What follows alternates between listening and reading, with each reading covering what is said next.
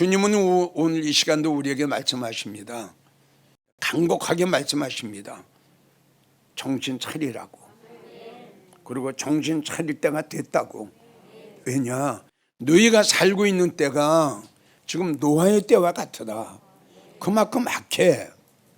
그럼 네가 살고 있는 때가 노새 때와 같아. 이 시대를 봐라. 얼마나 음란한가. 그러니까 너희는 정신을 차려야 돼. 그리고 이제 내가 너희에게 갈 때가 곧 가까웠어. 그러니까 너희 정신 차려야지.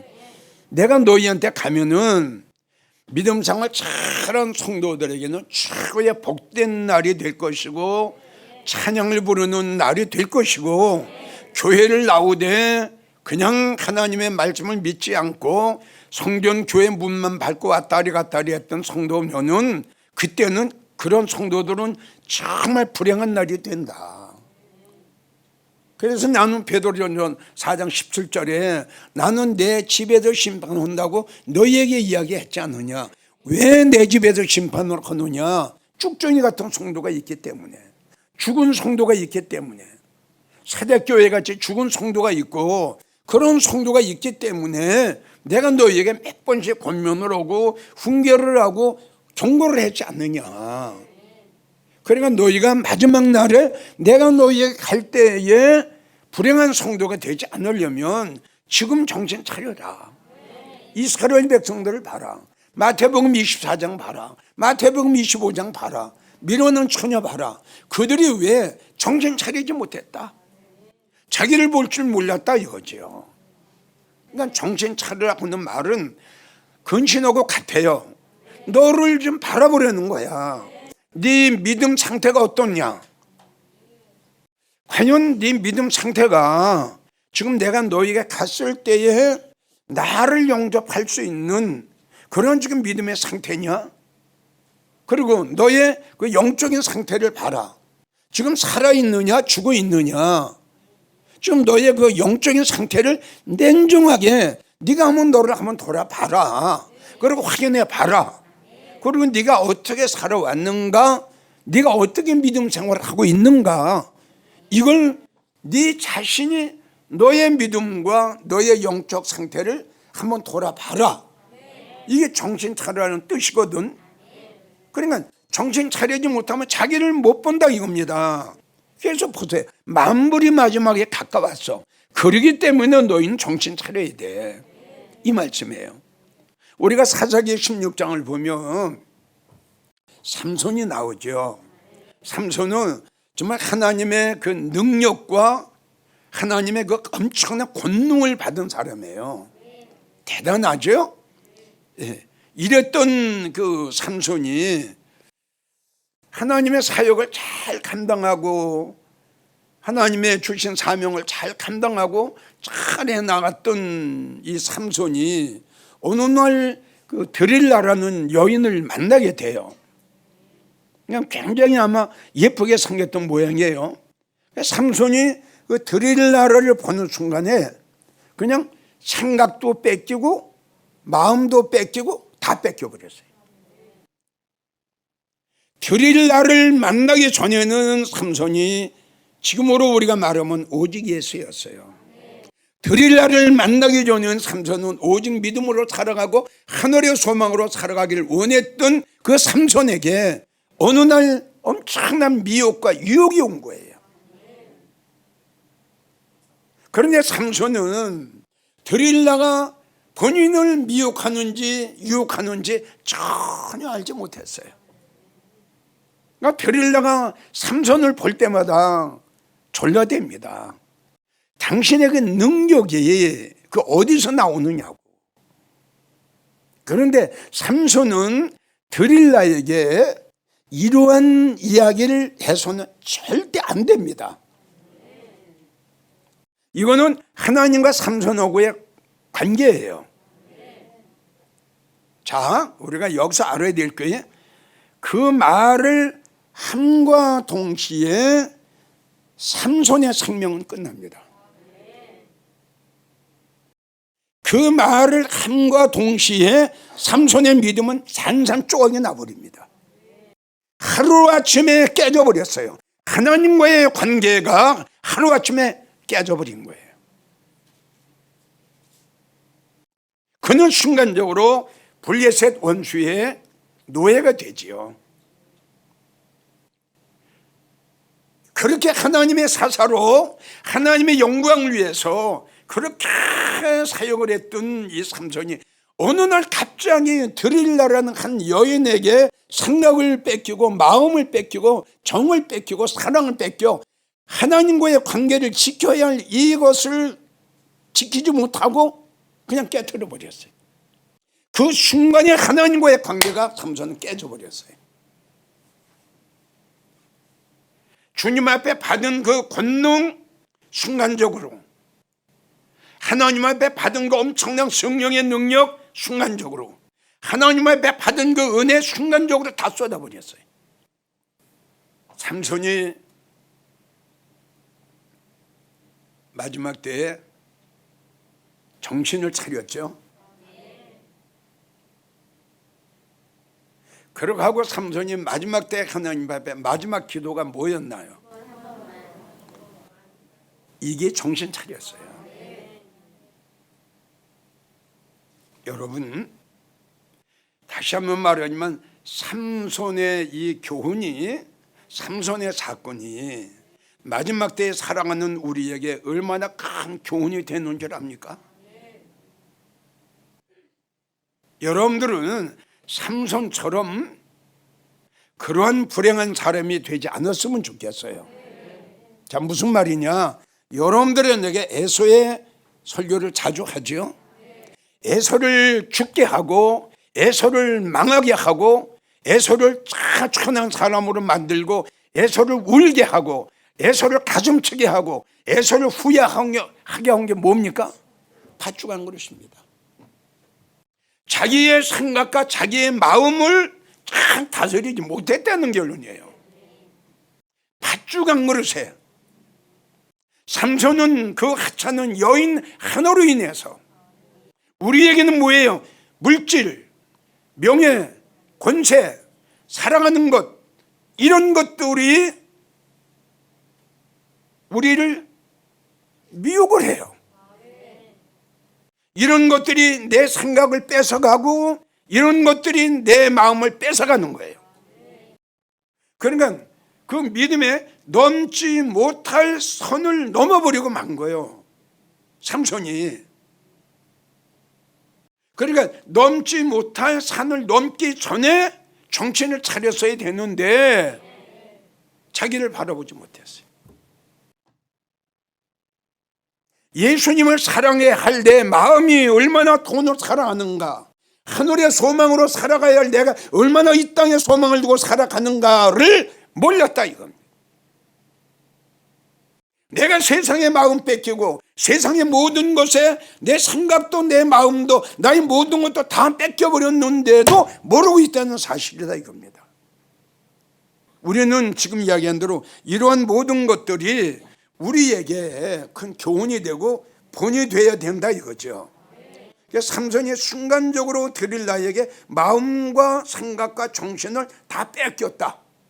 우리로 말한다면 돈이나 명예나 세상의 아름다운 것, 세상의 기쁜 것, 세상의 좋은 것에 뺏길 수가 있다. 이걸 우리가 교훈 삼아야 된다 이겁니다. 자, 그래서 정신 차려야 할 사람들이 어떤 사람인가 몇 가지만 소개를 할게요.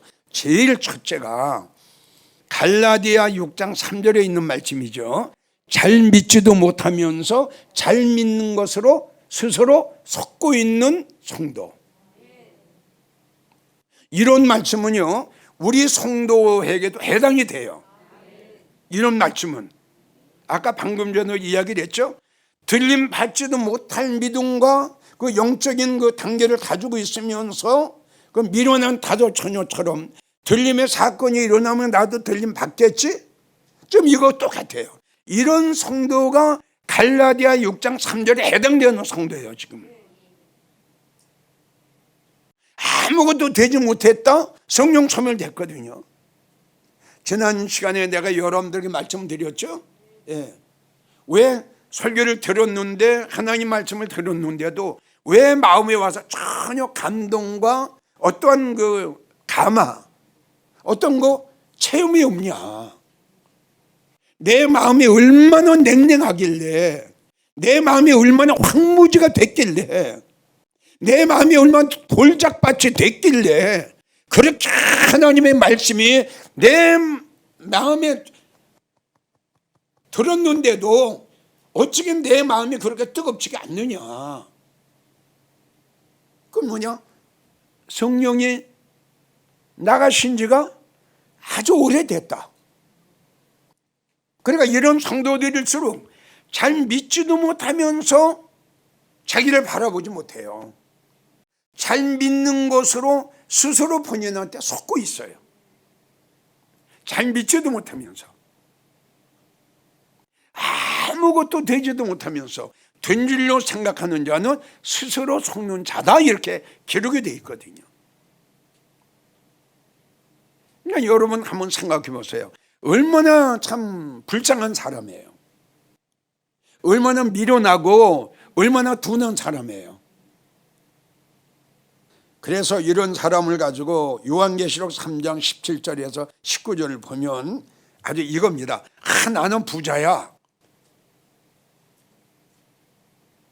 지금 이래요. 나는 부자야. 그런데 이제 예수님이 하신 말씀 보세요.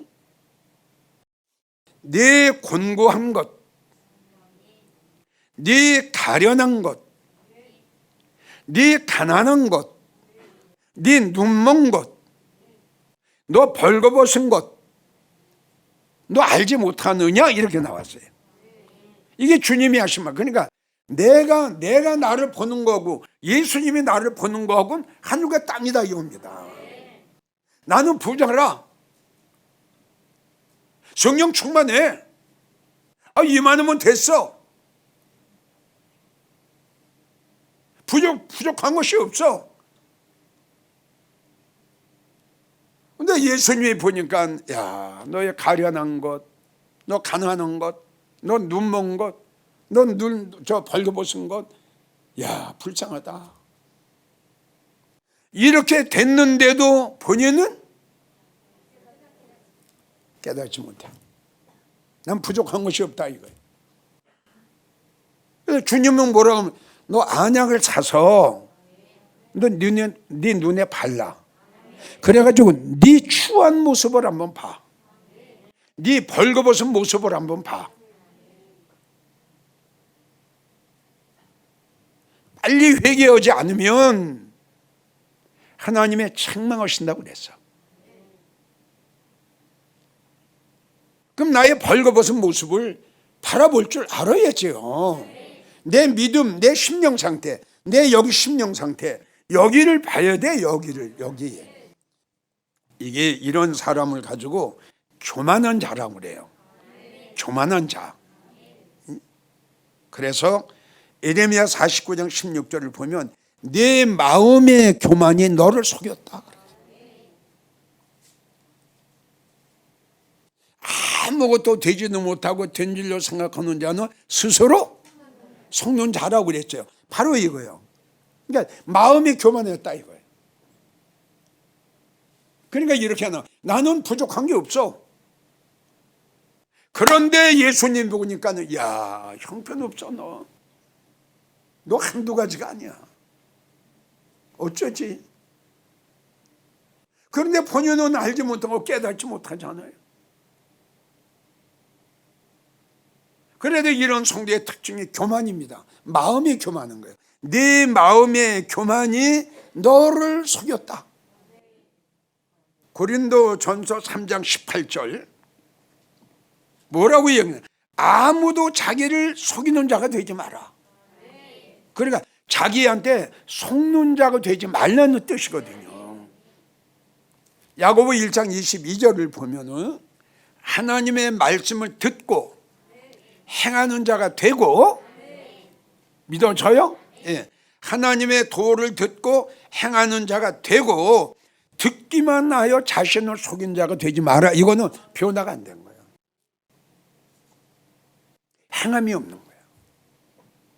그러니까 하나님의 말씀을 들었으면 행함, 즉 생각의 변화, 마음의 변화, 생활의 변화, 믿음의 변화가 돼야 될 텐데 설교는 듣기는 듣는데 행함이 없다. 이런 성도는 뭐라고 하냐? 자신을 속이는 자다 이거. 그래서 이 교만한 자의 결과는 어떻게 되느냐? 잠언 18장 12절을 보면 마음의 교만한 자이겠어요. 마음의 교만은 멸망의 선봉이다. 무섭죠? 멸망당해요. 야고보 4장 6절 하나님께서 교만한 자를 물리치신다. 상대를 안 하신다 이거죠. 예레미야 13장 15절 하나님이 그러한 교만한 자에게 하신 말씀이 귀를 기울이라 너는 교만하지 마라. 너 죽는다. 자, 두 번째, 어떤 성도가 정신을 차려야 할 성도냐?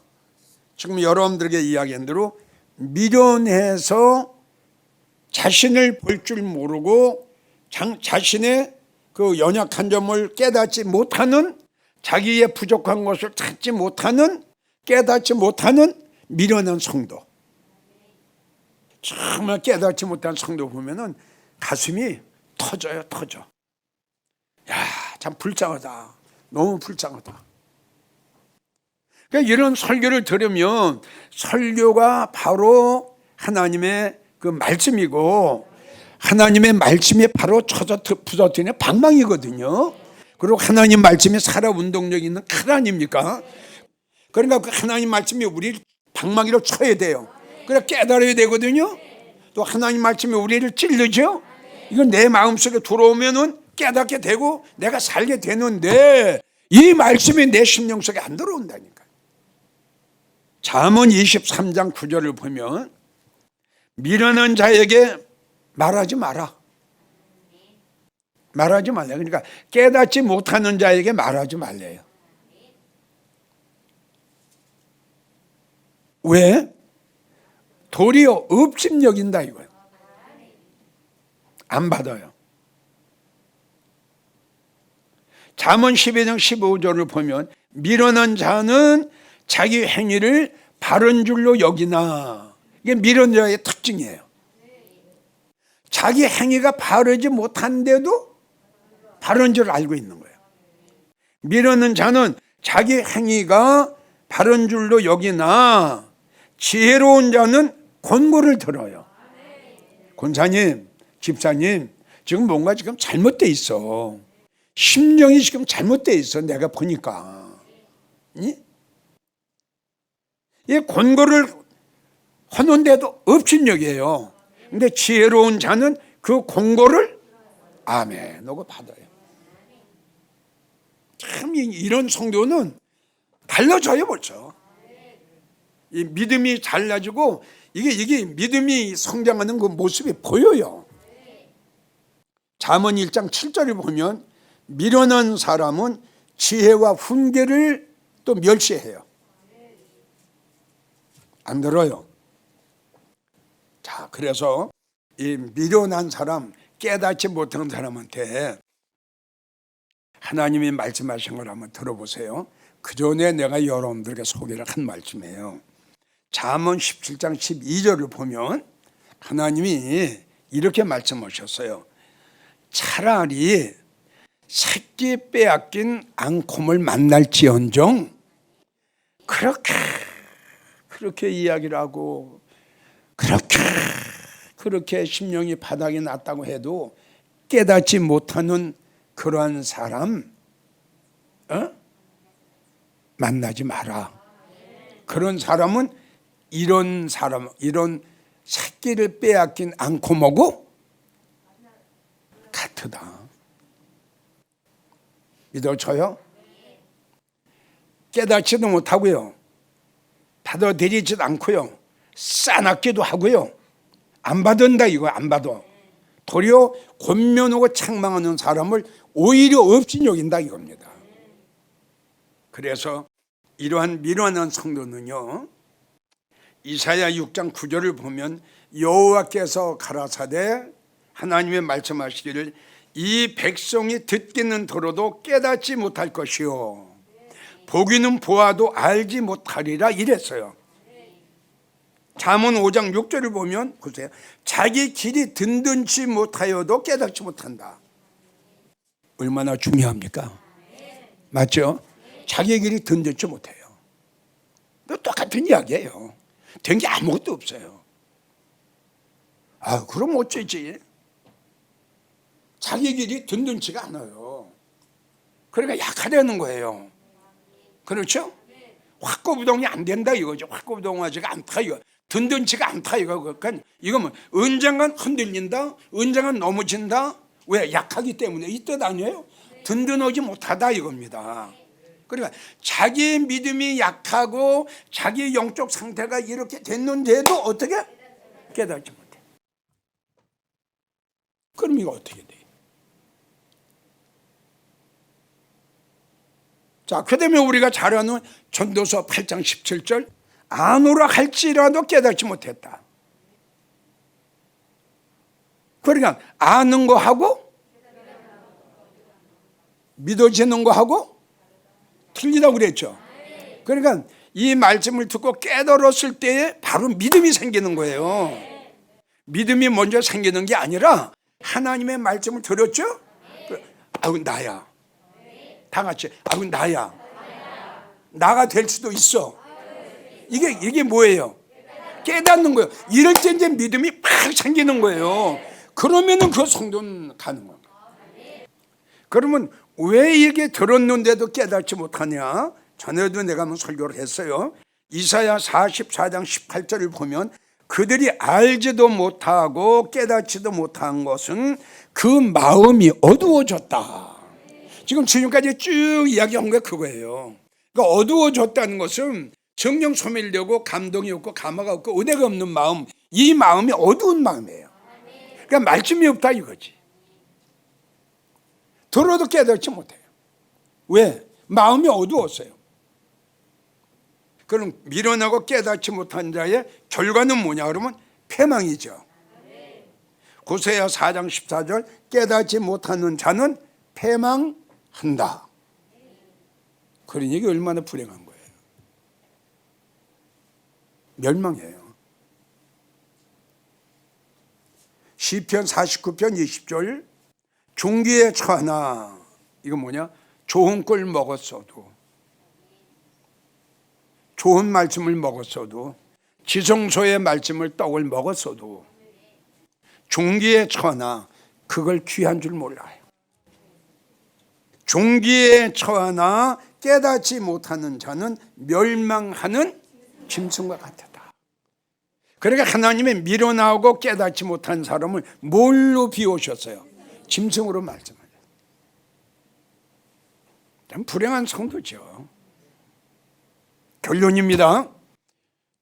먼저 주일날 설교는 정신 차리자. 오늘 제목은 정신 차려야 할 사람들. 그래도 두 가지를 이야기했어요. 내가 혹시 미련한 사람 아닌가?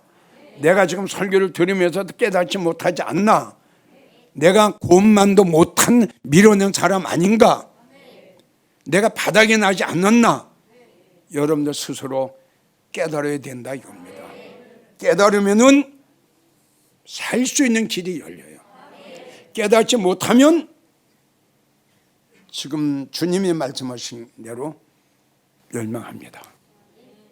꼭 여러분들은 미루는 자가 되지 마시고 지혜로운 자가 되기를 주의 이름으로 부탁합니다.